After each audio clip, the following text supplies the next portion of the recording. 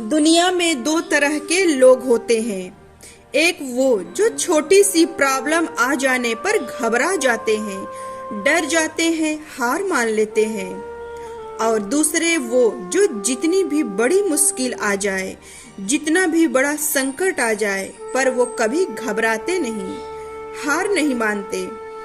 आज हम ऐसे ही एक कहानी आप सबको बताएंगे कि कितनी भी बड़ी परेशानी आ जाए, कितनी भी रुकावटें आ जाए, पर यह कहानी आपको हर मुश्किल में हिम्मत देगी, हौसला देगी और खुश रहना सिखाएगी।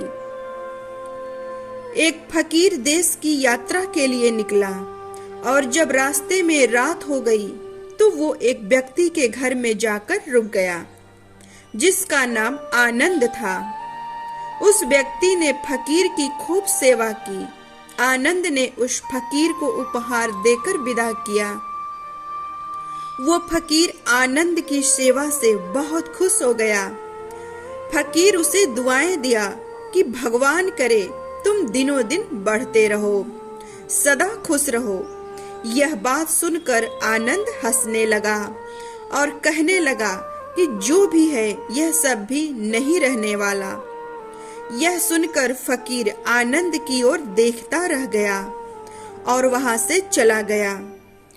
कुछ वर्षों के बाद फकीर फिर आनंद के घर आया और देखा कि अब आनंद के पास कुछ भी नहीं है। उसकी सारी संपत्ति, सारा धन, सब कुछ खत्म हो गया और उसे पता चला कि आनंद किसी जमींदार के यहाँ नौकरी करता है। वो फकीर आनंद से मिलने गया। आनंद ने अभाव में भी उस फकीर का दिल से स्वागत किया और उसके पास जो सूखी रोटी थी वो फकीर को दे दी। फकीर जब दूसरे दिन वापस जा रहा था तो उसके आंखों में आंसू थे। फकीर कहने लगा, हे भगवान, तूने क्या किया? आनंद फिर हंसा और कहा कि फकीर, तुम क्यों परेशान होते हो? ईश्वर हमें जिस भी हाल में रखे, हमें हमेशा खुश रहना चाहिए, उसे धन्यवाद देना चाहिए। समय हमेशा बदलता रहता है, ये भी नहीं रहने वाला। फकीर सोचने लगा कि मैं तो केवल भेष से फकीर हूँ, लेकिन सच्चा फकीर तो तुम हो आनंद। कुछ वर्षों के बाद फकीर फिर यात्रा पर निकला तो आनंद को देखकर हैरान रह गया। आनंद अब तो जमींदारों का भी जमींदार बन गया है। उसे मालूम हुआ कि जिस जमींदार के यहाँ वो नौकरी करता था उसकी कोई संतान नहीं थी। मरते समय उस जमींदार ने अपनी सारी जायदाद आनंद को दे दी। फकीर बहुत खुश हो गया।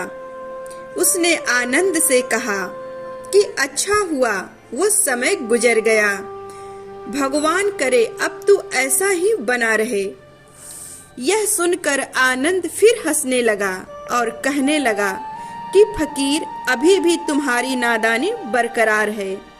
फकीर ने पूछा, क्या ये भी नहीं रहने वाला? आनंद ने उत्तर दिया कि या तो ये चला जाएगा या फिर इसको अपना मानने वाला ही चला जाएगा।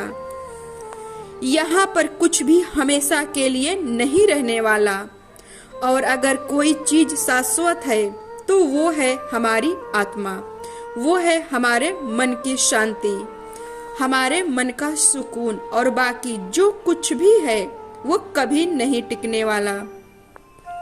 फकीर ने आनंद की बातों को बहुत ध्यान से सुना और वापस चला गया। और कुछ सालों के बाद फकीर उसी गांव से गुजरा तो आनंद का वो महल तो था, पर आनंद नहीं था। उसमें कबूतर अपना बसेरा बना लिए, क्योंकि आनंद अब इस दुनिया में नहीं था। उसकी मृत्यु हो चुकी थी। कह रहा है आसमां, यह समा कुछ भी नहीं।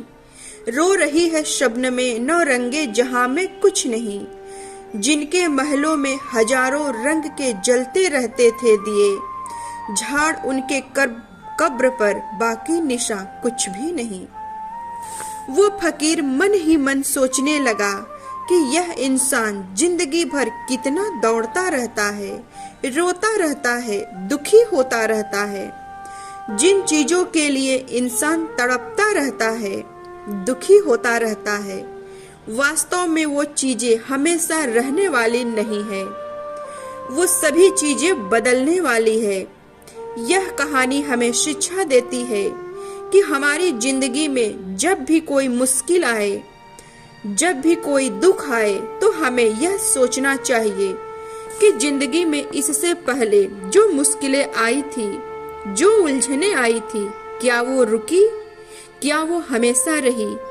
जैसे आज तक सारी मुश्किलें आई और आकर चली गई, वैसे ही ये मुश्किलें भी चली जाएंगी। यह भी हमेशा रहने वाली नहीं। तो आपकी जिंदगी में कितनी भी बड़ी मुश्किलें क्यों ना हो, पर आप मन से यह विश्वास रखना कि ये मुश्किलें, ये उलझने कभी भी हमेशा रहने वाली नहीं है। तो दोस्तों, यह कहानी आपको कैसी लगी हमें कमेंट में जरूर बताएं। तो फिर मिलेंगे दोस्तों, तब तक आप अपना ख्याल रखें और हमेशा मुस्कुराते रहें।